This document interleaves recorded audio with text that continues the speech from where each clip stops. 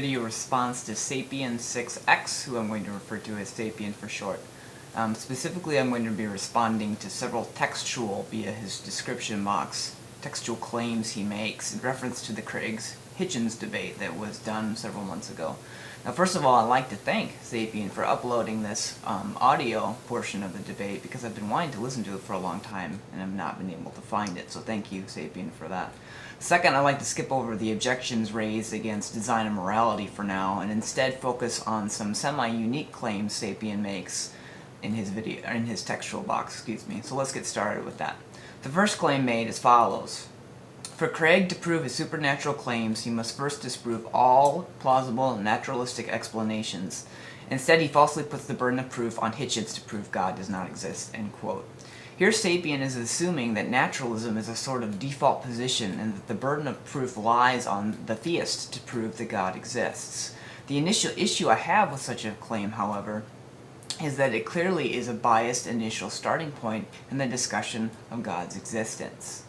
Since both theism and naturalism are making positive metaphysical claims about reality, i.e., one, naturalism's claim that nature is all that exists via a materialistic, self-explanatory, and uniform system, and two, theism's claim that nature exists along with an omnipotent, omniscient, immaterial, benevolent, omnipresent, and free spirit. It would seem that both sides, if they wish to be persuasive, should have justification for their claims. Thus, the notion of a quote-unquote default position is not justification for one's position, and this is why Craig both asks Hitchens for arguments for his position and provides arguments of his own. Craig is clearly not shifting the burden of proof as he provides justification for his theism. Rather, he is asking Hitchens to do likewise.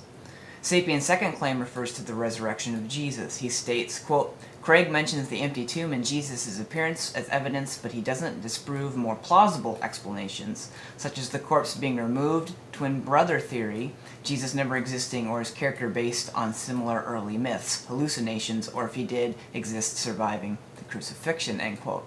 Here I would strongly challenge Sapien's word choice of more plausible explanations. Are we to believe that group hallucinations, twin brothers, and worldwide historical conspiracies are descriptively and comparatively more explanatory than claims of the miraculous? For example, take Sapien's claim that the corpse of Jesus was removed.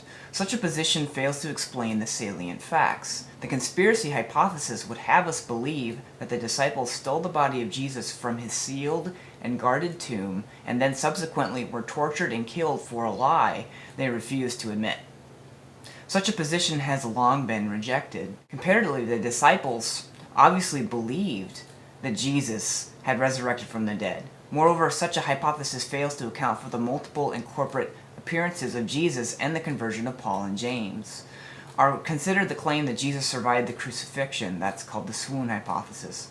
Such a hypothesis is massively disconfirmed by medical facts concerning the survivability of a person who underwent crucifixion, scourging, and a spear to the side. Add factors of time, blood loss, and the basic nature of medical care at that time, and such a hypothesis should be rejected by common sense. Thus, in order for a hypothesis to be probable, it must account for the salient facts. For example, the empty tomb, the postmortem appearances, testimony of the women, the conversion of Paul and James, etc. And to do so more persuasively than other rival hypotheses. In other words, the hypothesis must be both explanatory and comparative.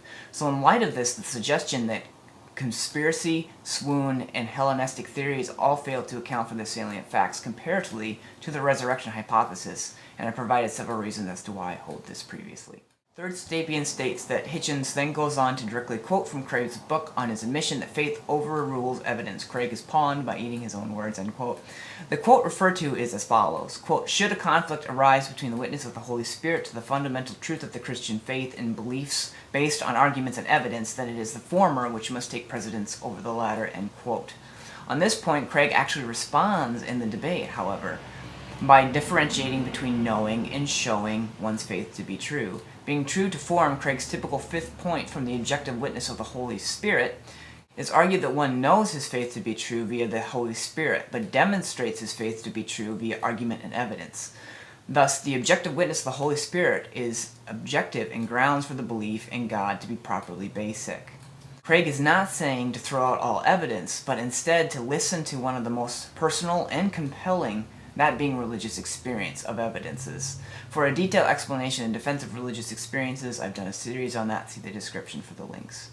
Sapien constructs two objections against God's omnipresence and omnipotence, which I thought were very unique, and I've not seen them. Sapien claims that God cannot be omnipresent because God is said to be timeless and spaceless, that he is non-causal, unfalsifiable, and untestable. However, I think the objection is confused. While God's spirithood and omnipresence are closely linked, God's omnipresence is really not what is being attacked here, but rather God's immateriality in relation to space-time. Such an argument is, I think, clearly false. First, it assumes divine timelessness and spacelessness, which are not exclusive theories of God's nature, nor his relationship to time and space. Thus, Sapien could be charged with a straw man argument here. Second, God, as an omnipresent immaterial spirit, is not causally impotent. Rather, God is an immaterial agent, or we could say mind, if you would like, wherein personal explanation refutes causal impotence, for to be a person suggests agency, and agency suggests causal ability. Thus, God has the ability to bring about states of affairs as a personal, immaterial agent. Third, whether or not theism is testable seems to be a non sequitur. When asserting that God cannot be omnipresent, that is. Whether God omnipresent is empirically verifiable or not, this does nothing to contribute to the logical possibility of such a conception. Next, Sapien attacks omnipotence by suggesting that God cannot be omnipotent because he cannot remove sin, eliminate evil, or change past or future events. However, such an objection is flawed for at least two reasons.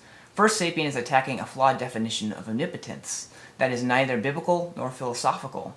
To suggest that God cannot be omnipotent because he cannot do certain things is to assume the definition that person A is omnipotent if and only if he can do all things.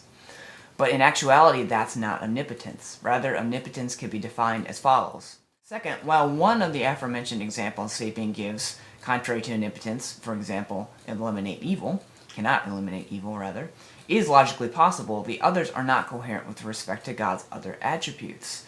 Contrary to Leibniz, I don't think that God can do the logically impossible, example, make a square circle, or make a married bachelor, any more than he can bring about states of affairs that remove his essential attributes.